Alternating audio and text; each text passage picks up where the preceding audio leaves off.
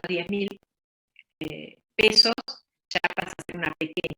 Y después han dividido en unas empresas de mediana de primer tramo y de segundo tramo, o tramo 1 y tramo 2. ¿Sí? También, con esta, fíjense cómo, ahora no sé si se puede ampliar, cómo se van distinguiendo en cuanto a los valores que vamos utilizando de acuerdo al tamaño a la categoría de la empresa. ¿Sí? Y fíjense cómo se hace también la distinción según el rubro, según la actividad: construcción, servicio, comercio, industria y minería, agropecuario. Obviamente, miren la diferencia, ¿no? Para construcción, para que sea una empresa mediana de primer tramo, 503 millones, y acá ya tenemos 1.190 millones en la industria y minería. Cómo va aumentando, pero terriblemente, el valor de las ventas anuales para que sea clasificada como una empresa mediana de tramo 1. Pero cómo se va distinguiendo, o sea, cómo hay diferencia entre los distintos rubros, distintas actividades que se van desarrollando. Lo mismo acá tenemos otra del personal ocupado. ¿Sí? Acá lo que preguntaban, cómo se distingue una micro y una pequeña, por ejemplo, acá, de acuerdo a el tamaño y el rubro, ¿sí? El rubro y el número de empleados que debiera tener.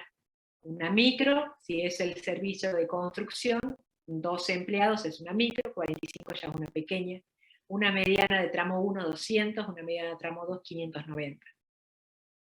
Ahora, para una industria, 15, 60, 235, es muy parecido a la construcción. En caso de servicios, ahí tenemos otras diferencias. Pero se dan cuenta cómo cómo se va haciendo esto de ir asignándole un cierto valor numérico, pero sin dejar de considerar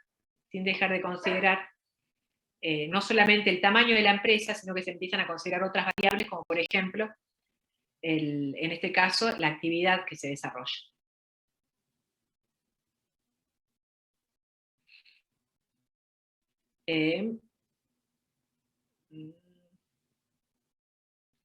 Bueno, todo esto de personal ocupado y demás, estas clasificaciones se hacen para, por ejemplo, entre otras cosas, ofrecerles ciertos beneficios, ¿sí?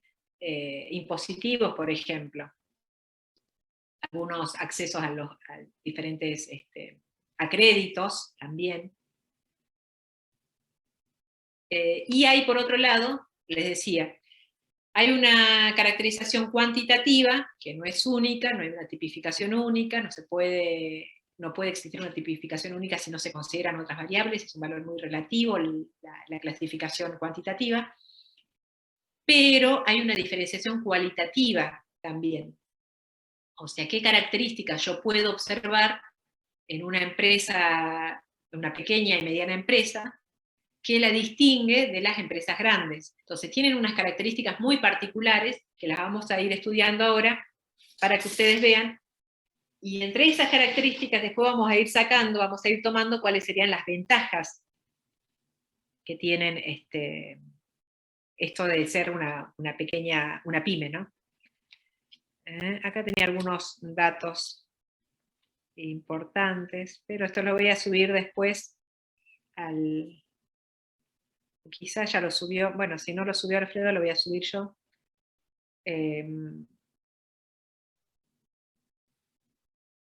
Ven que hay algunas medidas, algunas leyes que incluyen medidas que ayudan o apoyan a pequeñas y medianas empresas. Entonces, hay una eliminación de impuestos. Entonces, por eso es importante esta clasificación, ¿no? El poder hacer la distinción. Esta es una pyme, entonces va a acceder a estos beneficios. Se eliminan impuestos, en algunos casos les dan un plazo de tiempo para pagar el IVA, por ejemplo. Lo que le estoy hablando es, por ejemplo, la ley PYME, que fue sancionada en el 2016, tiene muchos beneficios para las pequeñas y medianas empresas. Elimina el impuesto a la ganancia mínima presunta, impuestos sobre los activos que el dueño o socio posee. Además, se mejora a la pyme el acceso a financiamiento con el plan de crédito, primer crédito pyme. Bueno, hay algunas así cositas que por ahí les sirven, o sea, el hecho de que puedan clasificarme, puedan encuadrarme dentro de la clasificación de pyme, hace que uno tenga ciertos beneficios, entre otras cosas, ¿no? Y también ciertas obligaciones, ¿por qué no? Las características cualitativas, lo que nos va a permitir, o sea, ustedes que van a estudiar, que están estudiando administración, seguramente van a trabajar en empresas, y es importante que ustedes puedan identificar o conocer y entender la cultura, la estructura de funcionamiento y todo lo que tiene que ver con la empresa de manera cualitativa, ¿sí? O sea, las características propias de la empresa. Esta característica, como les pongo acá, lo que permite es, o sea, esta caracterización que vamos a hacer permite comprender la cultura, estructura, funcionamiento y todo parámetro de importancia para su administración. O sea, que nosotros queremos administrar una pyme, es importante que sepamos con qué nos vamos a encontrar, cuáles van a ser esas características propias de este tipo de empresa. En primer lugar, nos vamos a encontrar, si entramos a una pyme, lo primero que vamos a visualizar es que la propiedad y la gestión se concretan en una sola persona y o familia. O sea, en cuanto a su estructura, existe una jerarquía generalmente basada en la antigüedad, que sería el hombre de confianza o el líder, ¿sí? La estructura va a ser no formal, tanto en la coordinación, la decisión, el control, todo está asumido por una sola persona en general. Todo lo que hablamos ahora es en general, ¿sí? No es que todas las pymes se comporten de esta manera. Esto lo que hablamos es algo que es característico de la mayoría de las pymes. Esto no quita que haya pymes que tengan una estructura más formal, pero en su mayoría se caracterizan por tener una estructura que no es formal. Y hay o sea, todo está asumido por una sola persona, tanto el control, la coordinación, la decisión, todo por una sola persona, que generalmente es el propietario. Y acá vamos a poder observar una concentración de poder, ¿sí? El propietario es el que hace todo, el que capacita, el que controla, el que gestiona, el que administra, el que selecciona. Entonces hay una concentración de poder. A medida que el propietario va delegando esas funciones, es cuando se va tornando, nos vamos orientando a la formalidad, al poder tener un organigrama y otras cuestiones que hacen que nuestra organización tenga una estructura más formal.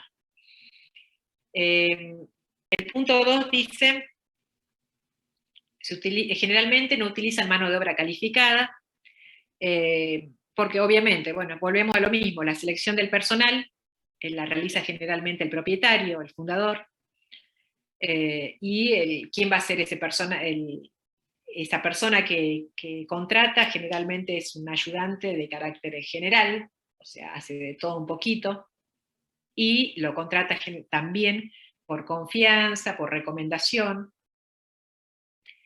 No es fácil identificar el puesto de trabajo y el perfil del empleado. Falta una gestión de recursos humanos, la capacitación es interna, por parte del empresario también.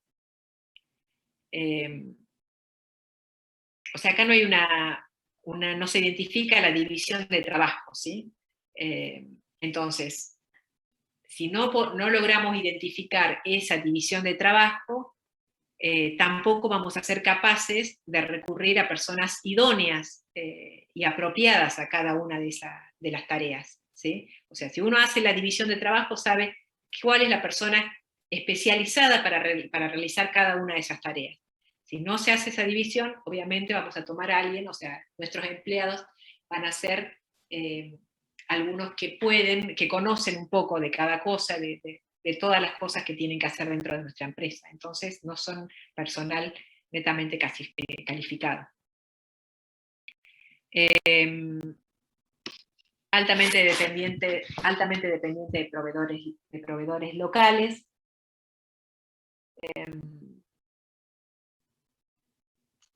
Cuando dice dependientes, altamente dependientes de proveedores locales, es porque generalmente como tienen tanto, o sea, como hay una cercanía entre lo que es el propietario fundador de la empresa con las empresas proveedoras, generalmente también hay ciertos contratos, entre comillas, entre ellos, donde se pueden hacer esto de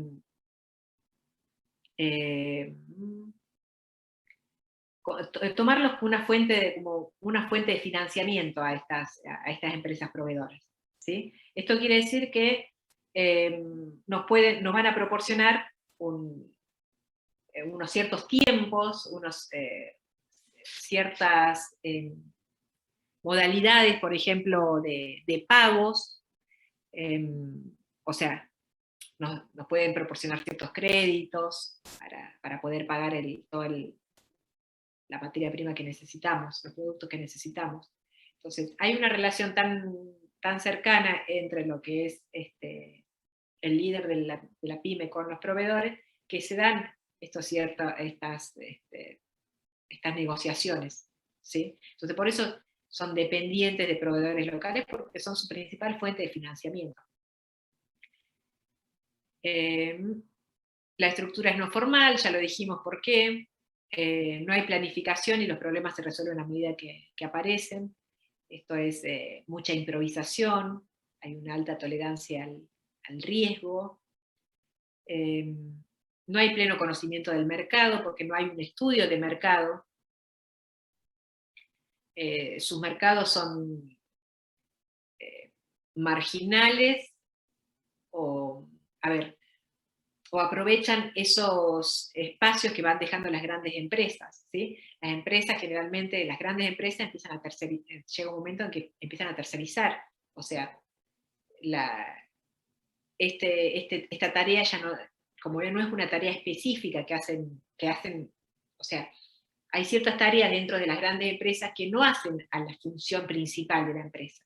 Entonces, esas tareas se las van dejando para las pymes. Entonces, las pymes ocupan esos lugares que van dejando las grandes empresas. Qué sé yo, la limpieza, ¿sí? Todas esas cosas que necesitan las empresas grandes, pero que no hacen a su objetivo principal. El empresario es un gerente con escasa especialización en administración. Bueno, es ahí donde van a tener que entrar en juego ustedes. Para trabajar en una pyme, cuando ya empiezan a querer crecer, es cuando el empresario, el líder, decide incluir dentro de su empresa a gente capacitada o especializada en administración, ¿sí? Y es ahí donde entran en juego, donde entran ustedes. Las ventajas. Acá están las ventajas, y van a ver que estas ventajas se desprenden un poquito de las características que vimos recién. Flexibilidad y posibilidad de reaccionar frente a los cambios, esto tiene que ver con el tamaño de la empresa, ¿sí? Ante una crisis, ya sea crisis económica, o cualquier tipo de cambio que haya, la pymes se acomoda o se adapta de manera rápida, fácil, cosa que no pasa con las grandes empresas. Tiene esto, ¿no? Justamente esta flexibilidad de poder adaptarse por ser justamente pequeña, y tiene esta elasticidad, ¿sí? Para poder amoldarse a un cierto ambiente que puede ser un ambiente cambiante, que de un día para otro puede cambiar, como por ejemplo, qué sé yo, ahora con estas crisis que hemos tenido, crisis económica, si bien han desaparecido muchas pymes, ahora que que vamos volviendo un poquito a querer arrancar de nuevo, esas pymes que por ahí estaban, que desaparecían, pueden reacomodarse y volver a surgir. Cosa que si una empresa grande desapareció en este tiempo, volver a entrar en juego es muy difícil, ¿sí? Justamente por el tamaño por su tamaño, ¿sí? Por su tamaño y la poca flexibilidad que tiene, por la poca elasticidad que puede llegar a tener. El segundo el segundo punto es el carácter pionero, son emprendimientos novedosos. Esto tiene que ver, que tiene mayor poder de innovación que las grandes empresas, que son las creadoras de novedades, ¿sí? En las pymes se dan todos esos servicios o productos novedosos que nosotros nos encontramos, generalmente se desarrollan en una pyme, empiezan siendo una empresa pequeña y después a partir de ahí se van desarrollando. Son los principales, bueno, proveedores de bienes y servicios a las grandes empresas, eso ya lo mencionamos también, que es una ventaja. Los principales empleadores de mano de obra. Bueno, justamente esto de principales empleadores de mano de obra se dice porque generan el 70% del empleo privado formal, porque millones de personas trabajan en las pymes. Por eso es como que uno siempre, cuando vemos las noticias económicas, hablan de la importancia de las pymes para lo que significa la economía de un país, ¿sí? Porque justamente son las principales empleadores de mano de obra. Y esto tiene que ver también porque es como que dinamizan la economía.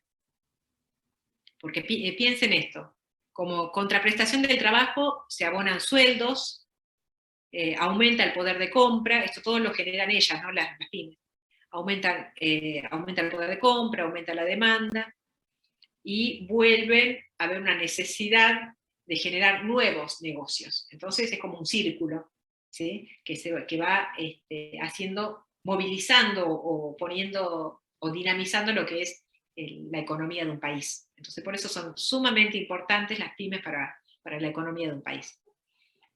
Tienen menores costos de infraestructura, obviamente por sus tamaños, es una ventaja, y la atención es personalizada. O sea, nosotros tenemos esa posibilidad de conocer al dueño, ¿sí? En una pyme, los empleados igual tienen comunicación con él, entonces esto es como más personalizado, ¿sí? Cosa que en las empresas grandes no ocurre.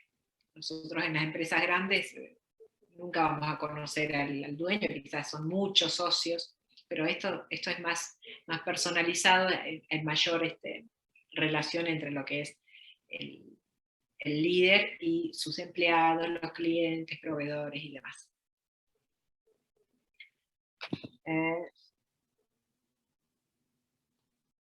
Bien, sigamos. Desventajas también nos encontramos con las desventajas, también así como existen ventajas por ser una pyme, también van a existir desventajas. El primer punto es la volatilidad, tiene que ver con la alta tasa de mortalidad. Y esto tiene que ver también porque generalmente nace de una idea que no está probada, ¿sí? O sea, es algo que se le ocurrió a alguien y lo trata de llevar adelante a través de una empresa. Por lo tanto, tiene grandes posibilidades de fracaso, principalmente en su etapa infantil, o sea, en sus primeros momentos, ¿sí? O sea, cuando en esa etapa de prueba. Ahí si no funciona, bueno, desaparece y listo. Argentina es uno de los países en donde se crea la mayor cantidad de empresas. Bueno, esto también no sé, después de todo esto que pasamos estos años, no sé si seguirá siendo así. 20 de cada 100 habitantes de la población económicamente activa crea una empresa cada año. Sí, esto por ahí no sé si se da tanto ahora. Bueno, pero bueno, una de las desventajas entonces podemos ver es la volatilidad, ¿no? Esa la alta tasa de mortalidad. Tiene una debilidad constitutiva, o sea, de su constitución, es débil. generalmente al principio, obviamente. La falta de información, esa es otra desventaja, porque nosotros sabemos que la información es fuente de negocio. La información precisa, elaborada, esa información es onerosa, hay que pagarla, ¿sí? Y esto no puede ser amortizado por las pymes. Igualmente ahora con Internet se permitió socializar todo el tipo de la información que tiene que ver con la gestión de una empresa, con los estudios de mercado, todo lo que le interesa a una empresa en particular. Pero si yo necesito una información en particular, es cara. ¿Sí? Esta información que necesitan las empresas para crecer, por ejemplo, para mantenerse también. El punto 3 es retraso tecnológico. También el retraso tecnológico, también esto tiene que ver con la parte económica, ¿no? No es barato el mantenerse con equipamiento sofisticado y de última generación no es barato. Esto requiere tener muchos fondos y contar con una porción importante del mercado que permita recuperar esa inversión que implica esto, ¿no? Y esto es muy difícil de conseguir por las pymes. Entonces se da esto, ¿no? Que van quedando en el tiempo en cuanto a los avances tecnológicos y no pueden estar a la altura, por ejemplo, de las circunstancias en cuanto a este equipamiento que pueden llegar a necesitar para el desarrollo ya sea de un producto o de un servicio que ofrece. El 4 es la gestión está orientada a la supervivencia. Cuando hablamos de esto decimos que, a ver, las empresas argentinas, en general, y las pymes en particular, tuvieron un nacimiento, cuando empezaron en la etapa inicial, se dieron justamente por un crecimiento que fue así abrupto, en un ambiente que la protegía, ¿sí? Porque esto se estaba promoviendo esto de las pymes. Pero después, con todo lo que fue pasando a lo largo del tiempo con el sistema económico, con todo lo que tiene que ver con las empresas en Argentina, todo esto que parecía un ambiente súper predecible, proteccionista y demás, se convirtió en algo incierto. Entonces ahora, hoy por hoy, las pymes, su principal objetivo es sobrevivir, ¿sí? La supervivencia. Entonces por eso decimos que la gestión está orientada a la supervivencia. Hoy por hoy las pymes no saben lo que va a pasar mañana. Nosotros no sabemos, las pymes menos, con la diferencia que nosotros somos nosotros las pymes, dentro de las pymes tenemos empleados, clientes, proveedores y demás. Entonces todo un conjunto que hacen a estas organizaciones. Entonces por eso se dice que tiene esto de tratar de sobrevivir a este ambiente incierto en el que se encuentran hoy por hoy. Baja productividad, altos costos y precios altos es una desventaja, como justamente por el retraso tecnológico no suelen producir en grandes cantidades, por lo tanto se enfrentan a altos costos y lo que se traduce en precios altos. Dificultad de acceso al crédito, esto tiene que ver con la información que ofrecen con las pymes, o sea, se asume ya de entrada que las pymes tienen un alto riesgo. Entonces, por eso se le hace difícil acceder a créditos. No proporcionan mucha información contable veraz, o sea, que se pueda, creíble tampoco, o sea, tienen en esos aspectos es como que hay muchas falencias, muchas deficiencias, mejor dicho. Entonces, la información contable que presentan generalmente no están sujetas a las normas contables establecidas, tiene una corta historia crediticia, ¿sí? Entonces esto hace que cuando el momento de acceder al crédito tenga ciertas dificultades. Más que nada por la información contable que presentan, ¿sí? Hay muchas cosas que no se... a ver, hay mucha información que no es verdadera, que proporcionan las pymes, ya sea para evitar ciertos, por ejemplo, el pago de ciertos impuestos o demás, entonces hay cosas que se ocultan y después entonces ya está vista como una empresa que tiene un alto riesgo. Entonces por ese motivo es como que el acceso al crédito se les hace difícil. El punto 7 dice carencia de estrategia, como no tienen cierta dificultad para para alcanzar esos objetivos propuestos, porque no hay un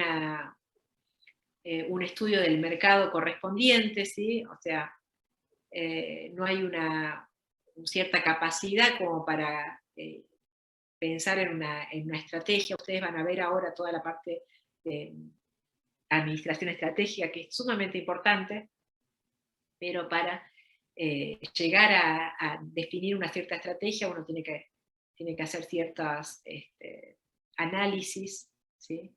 Entonces tiene que hacer cierto estudio, y esto no se realiza en las pymes, por lo tanto las estrategias como que están en el aire. Y se da mucho a la improvisación. Bueno, la gestión inadecuada, el management, por la falta de un administrador con la preparación correspondiente. Generalmente la administración la lleva a cabo el líder que no tiene esa preparación. Bueno, importancia de las pymes desde el punto de vista económico y su impacto en el desarrollo regional.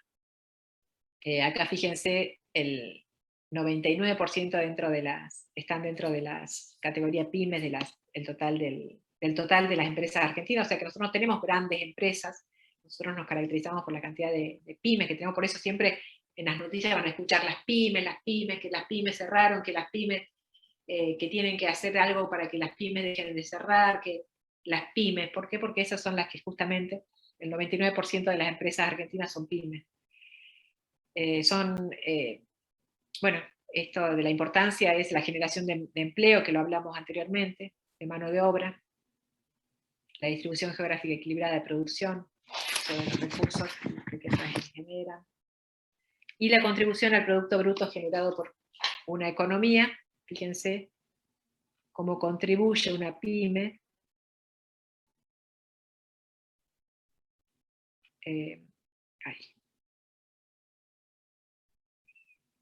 participación del empleo en Argentina 70%, cantidad de pymes 99%, PBI 42%, lo que contribuye. Ahí tenemos todas las...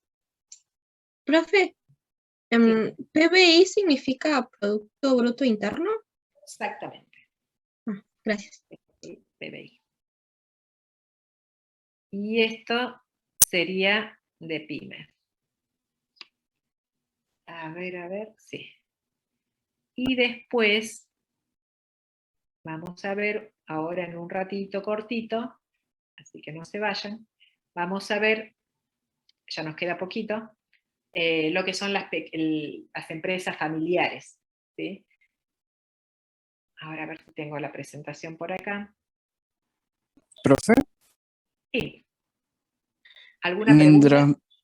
Mientras mayor PBI, mejor economía hay, ¿puede ser? ¿O me equivoco? Esto que tenemos acá es lo que aporta la contribución de las pymes al PBI, al Producto Bruto Interno. Eso no es el PBI, sino es el 42% del PBI está dado por la contribución que le hace las pymes, o sea, lo que contribuyen las pymes al PBI es un 42% de él. ¿Está bien? Fíjense lo importante que son las pymes para el PBI, para el Producto Bruto Interno. Casi la mitad del PBI se genera a través de las pymes. ¿Y dónde está el otro? A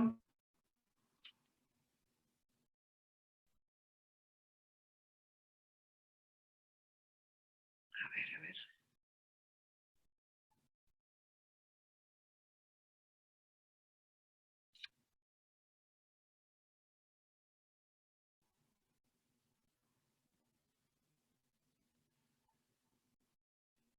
Y estas son las empresas familiares. Ahora vamos a hablar un poquito de las empresas familiares.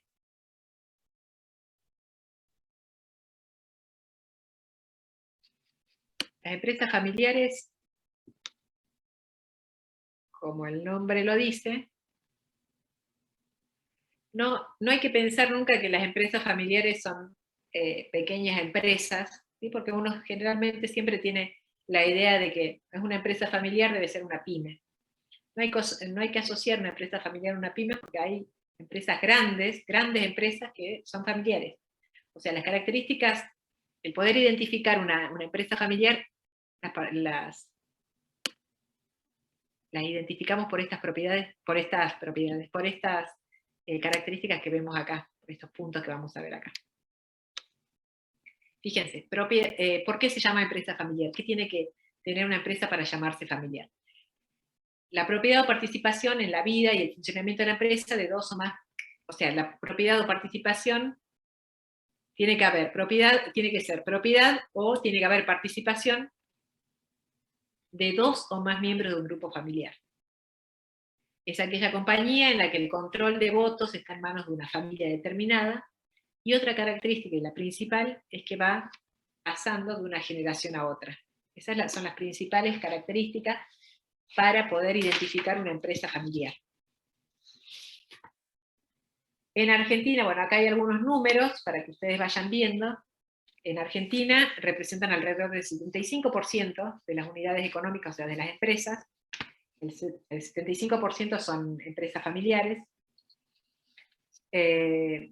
Aportan el 70% de los puestos de trabajo en la actividad privada. Y esta es otra característica de las empresas familiares. Solo el 30% sobrevive el traspaso a la segunda generación. Solo el 5% supera con éxito la incorporación de la tercera generación. Y en el 61% de los casos, la muerte de este tipo de organización en el momento del cambio se debe a conflictos de relaciones personales y no financieros. Y esto es lo que le hace tan apasionante el estudio de estas empresas familiares, porque acá entran en juego los conflictos propios de las relaciones personales. Porque acá ustedes van a ver que principalmente, y por eso esto es lo que cuesta tanto pasar de una generación a otra, por esto de quién va a ser el sucesor.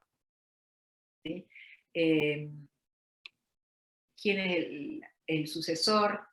¿Quiénes son los nuevos empleados que se van incorporando a la empresa? Los socios que se van sumando a la empresa. Aparece el hijo que con la nuera que no se lleva bien con el padre, ¿entienden? O sea, empiezan a haber conflictos de relaciones personales que pasan incluso por encima de los problemas financieros y hacen que estas organizaciones en algún momento puedan llegar a desaparecer por ese tipo de problemas. O sea, fíjense lo particular de este tipo de empresas, ¿sí? O sea, acá entra en juego mucho los conflictos de las relaciones personales.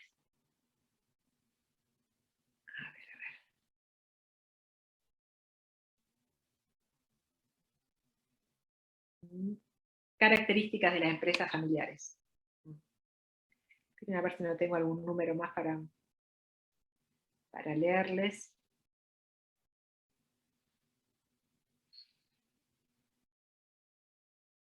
Características. Bueno, en cuanto a las características,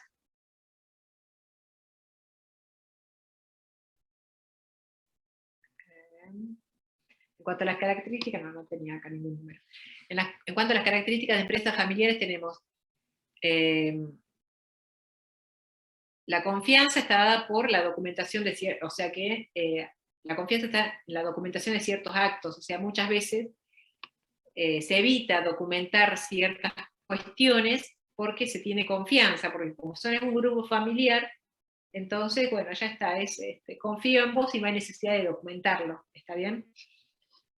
Los negocios, todos los negocios que se idean, que se organizan, lo hacen generalmente en reuniones familiares, en un asado, en un cumpleaños, están siempre hablando de cómo va a ir creciendo el negocio, en qué van a invertir, las inversiones, los proveedores, todos esos temas son charlas de reuniones familiares, cosa que en las empresas que tienen una estructura más formal y que no son familiares, donde todos los que forman parte de la empresa, por ejemplo, no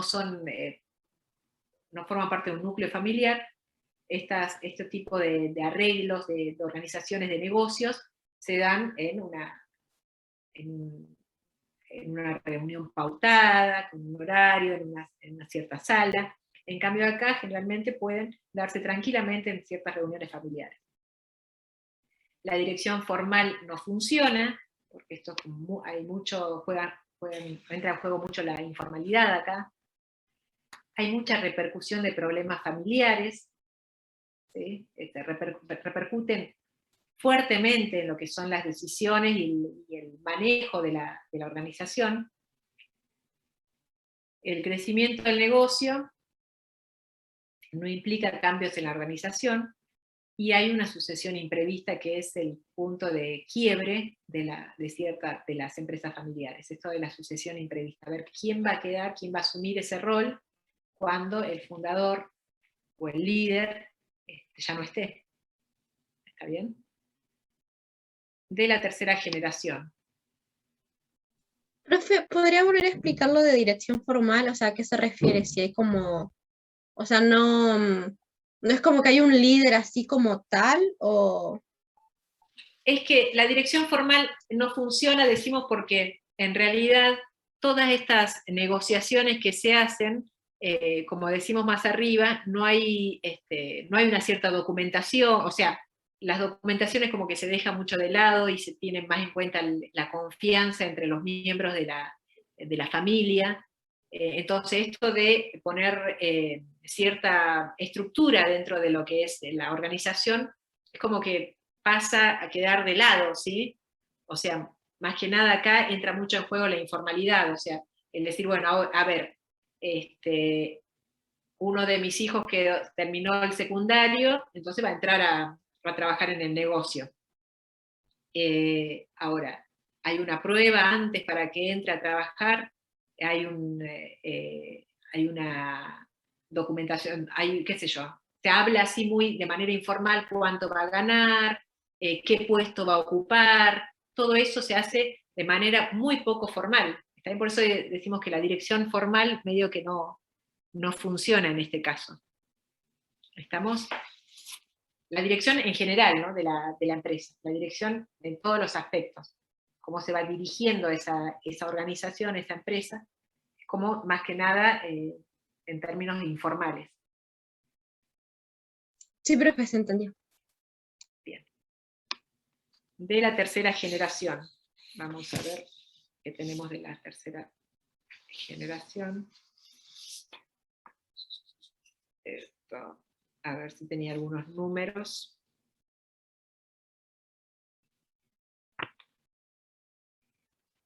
A ver.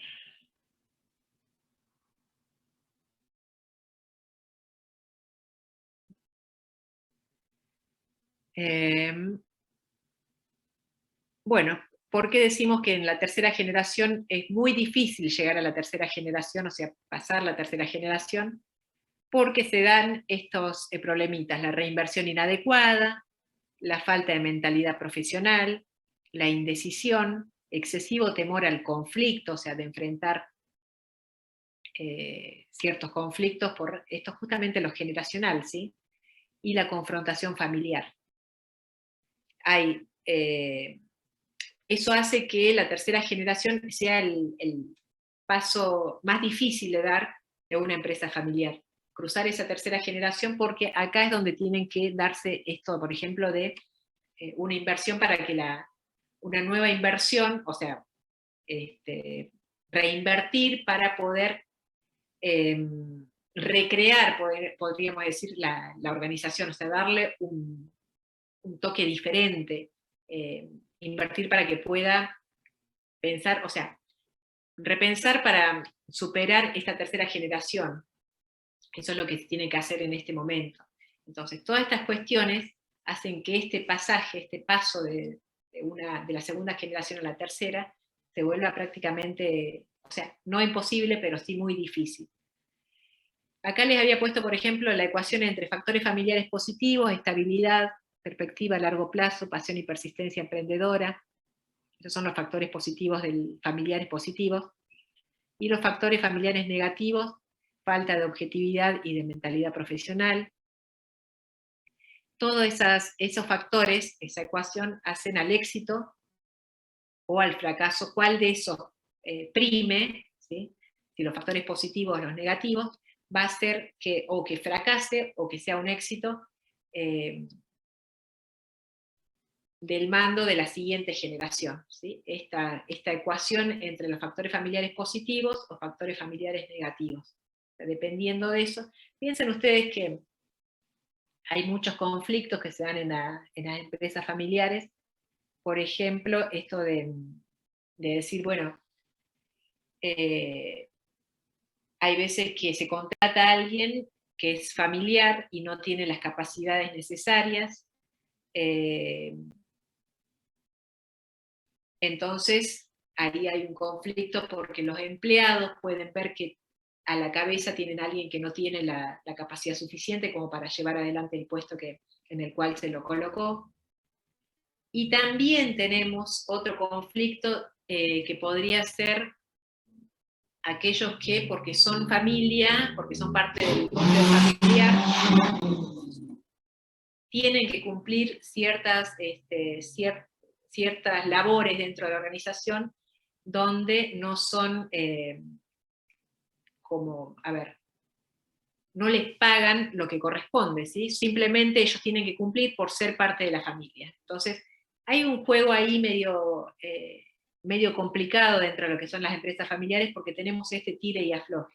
Algunos que sobrevalúan lo que la capacidad de una persona, y por otro lado también a veces no tienen en cuenta este trabajo y solamente el hecho de tener que cumplir porque sos parte de la familia y no te corresponde, no exijas nada vos de tu parte, ¿no? O sea, hay muchas cuestiones familiares y conflictos familiares que se dan en las empresas, y estos son los que terminan por ahí en muchos casos haciendo que la empresa tenga un cierto fracaso.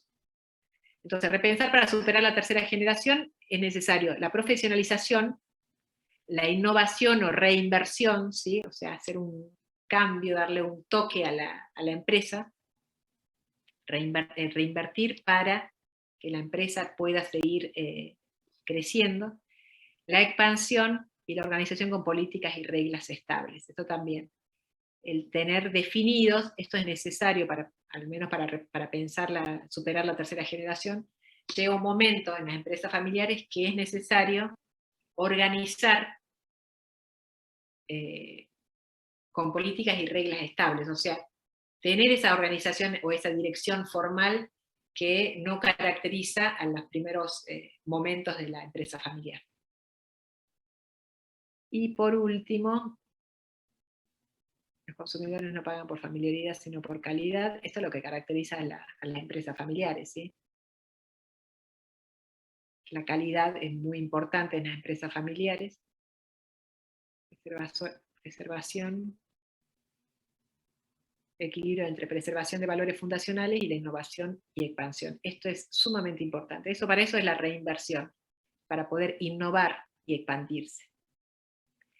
En la tercera generación es necesario eso. No pueden decir, bueno, nos vamos a mantener así como estamos. Para pasar a la tercera generación se hace necesario, es indispensable la reinversión para innovarse y poder expandirse. Y por último vamos a tener esto, que es un diagrama, el modelo de los 3 círculos, donde plantean las relaciones que se dan en las empresas familiares, vistas las empresas familiares como un sistema, ¿sí? Entonces fíjense las interrelaciones que se dan. Tenemos, la F es la familia, la P son los propietarios, y la E es la empresa. En el punto 7 tenemos familia, que son propietarios y trabajan en la empresa. Familia, propietarios y los que trabajan en la empresa. Esos serían los tres conjuntos, los tres diagramas que tenemos acá. El punto 5 sería un familiar, un miembro de la familia, que trabaja en la empresa, pero que no está dentro de los propietarios, dentro de las, por ejemplo, dentro de los socios, ¿sí? Es un familiar que está, pero no está dentro de los propietarios. En el punto 4 tendríamos, por ejemplo, un miembro de la familia que a su vez está dentro de lo que es el círculo de los propietarios, ¿sí? Los socios. Y bueno, y en el punto 6 tenemos los propietarios y a su vez trabajan en la empresa, porque tranquilamente podríamos tener, en el punto 2 tenemos propietarios, no forman parte de la familia, puede ser un socio cualquiera, porque más adelante cuando va creciendo la empresa, pueden ir sumándose socios.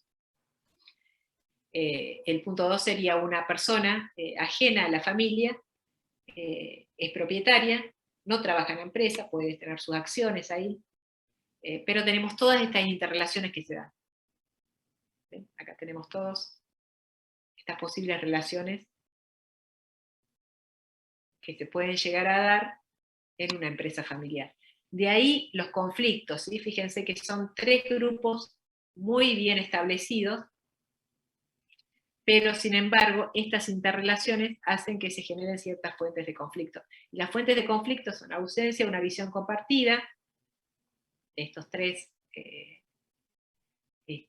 estos tres elementos, podríamos llamarlo, la falta de un órgano de gobierno con tareas y roles específicos, la carencia de un plan de sucesión, eso es sumamente importante en las empresas familiares, que generalmente lo dejan para el final, y cuando ya se muere el fundador, o cuando ya no está quien dirige la empresa, es ahí donde empiezan todos los conflictos internos, y les agarra el apuro, ¿sí? Para poder hacer ese plan de sucesión, o sea, ¿quién sigue ahora con esto? Y muchas veces la empresa termina desapareciendo. Y el no entender las etapas de crecimiento de la empresa, esto es decir, bueno, en la tercera generación, cuando pase la tercera generación, es necesario, no hay otra, porque si no la empresa se muere, esto de reinvertir para innovarse y expandirse. ¿Está bien? A ver si acá tengo algo más para decirle de las empresas familiares. Bueno, el modelo de los tres círculos se llama, explica de forma gráfica las interrelaciones de carácter afectivo y material que derivan de los tres grupos de personas involucradas en la empresa familiar, la familia, la propiedad y la empresa, y las dificultades de conjugar las mismas para evitar que afecten a la empresa familiar. Bueno, tenemos, como les decía, tenemos el círculo familia, pertenecen todos y cada uno de los miembros de un mismo grupo familiar. El círculo empresa comprende el conjunto de individuos que trabajan dentro de ella y que perciben un sueldo o beneficio económico. Y el círculo propiedad determina quiénes son los dueños de las acciones de las empresas, lo cual genera toda una serie de deberes y derechos sobre estas. A su vez puede ser o no miembro de la familia y trabajar o no en la empresa. Cada subsistema evoluciona en su propia dirección y atendiendo sus propias necesidades, y ese es el problema, ¿sí? Lo que produce interacciones entre ellos, que si no se regula con reglas definidas y precisas puede generar tensiones y hasta rupturas. Con una forma de gobierno definida por consenso, cada subsistema se amortigua, en cada subsistema se amortiguan las diferencias producidas por las fronteras entre cada uno de los sistemas. Un esquema muestra la forma este esquema muestra la forma en que los individuos pueden participar. Los intereses pueden crear tensiones y conducir a conflictos. Y acá tenemos algunas empresas familiares argentinas, La Nación Periódico, por ejemplo, todas estas son empresas argentinas, Yerba Mate Amanda, esa ya va por su cuarta generación. El Banco Galicia, Sociedad Anónima, fundado en 1905, tercera generación. todas empezaron siendo empresas familiares y después se convierten en grandes empresas, ¿sí? La Anónima, por ejemplo, Sociedad Anónima Importadora y Exportadora de Patagonia, La Anónima, Supermercados Santa Cruz, fundada en 1908, Ledesma, Sociedad Anónima, Industria Papelera, todas esas son empresas familiares.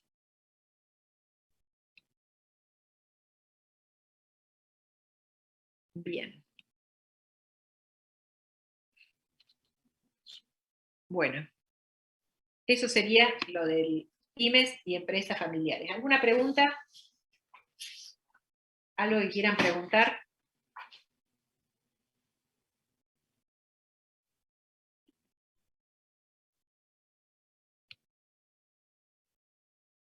¿No?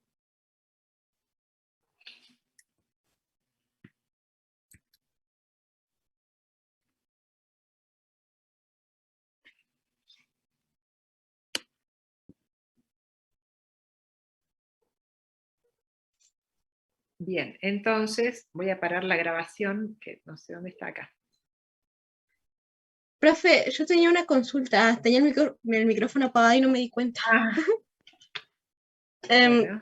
Solo para que me quede claro a mí lo de pequeña y microempresa. Una pequeña empresa sería, por ejemplo, no sé, la mercería Claudio, que tiene sucursales acá. Y una micro sería, no sé, la mercería de mi barrio. Por ejemplo, podría ser una micro, podría ser ¿vieron esa, qué sé yo, a ver si lo podemos tomar como micro? Sí, como vos, el ejemplo que vos diste está bien. Una mercería de tu barrio podría ser una microempresa porque está manejada por su dueño nada más, no sé cuántos empleados tiene. Ah, no, no sé, yo me inventé una mercería, no hay mercerías en mi barrio. Está bien, está bien. Sí, puede ser tranquilamente eso. O sea, las microempresas, viste que, por ejemplo, habíamos visto en las diapositivas, acá. Pero ya dejé de mostrar. Bueno, que en la micro, en cuanto a servicios o comercio, 7 empleados tiene que tener. Y una pequeña ya tiene 35 empleados. Entonces ahí más o menos te podés ir dando cuenta de cómo considerar cómo ir clasificándola. ¿Sí? Sí, ahí entiendo. Porque fíjate que depende de la actividad. En construcción, una micro tiene que tener 12 empleados. Y una pequeña, 45. Pero en servicios o comercio, una micro tiene hasta 7 empleados y una pequeña tiene a partir de 35 empleados. Entonces depende de la actividad que vos estés considerando, vamos a tener esa tipificación.